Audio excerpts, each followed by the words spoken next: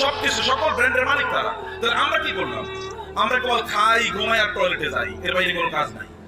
এখন তো টয়লেটে যাওয়ার জন্য, আগে তো অন্তত আপনি টয়লেটে যাওয়ার জন্য বাসার বাইরে যাওয়া লাগতো, এখন তো বাসার বাইরে না, একেবারে বিছানার সাথে টয়লেট। কয়েকদিন পরে এমন টয়লেট বের হবে যে আপনি যেখানে শুইতেছেন ওইখানে টয়লেটের ব্যবস্থা হয়ে যাবে, বাইরে আর আপনার যাওয়ার দরকার নাই। কি প্যাথেটিক জীবন ব্যবস্থা! মুসলমানদের তো এটা করার কথা ছিল না। আল্লাহ তাআলা আপনাকে নির্দেশ করেছেন, ফাইযা কুদিয়াতিস সালাতু ফান্তাশিরু ফিল আরদি ওয়াবতাগু মিন ফাদলিল্লাহ। নামাজ শেষ মসজিদে বসে থাকা যাবে না। ওমর রাদিয়াল্লাহু তাআলার যুগে একদল যুবক নামাজের পর মসজিদে বসেছিলেন।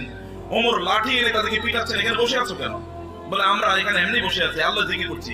তোমাদের আইন ইনকাম করা লাগবে না, ব্যবসা বাণিজ্য চাকরি বাকরি করা লাগবে না, আল্লাহ আমাদেরকে খাওয়াবে। আসমান থেকে আল্লাহ কবি রিজিক নাজিল করেছে, আসমান থেকে আল্লাহ বৃষ্টি নাজিল করে।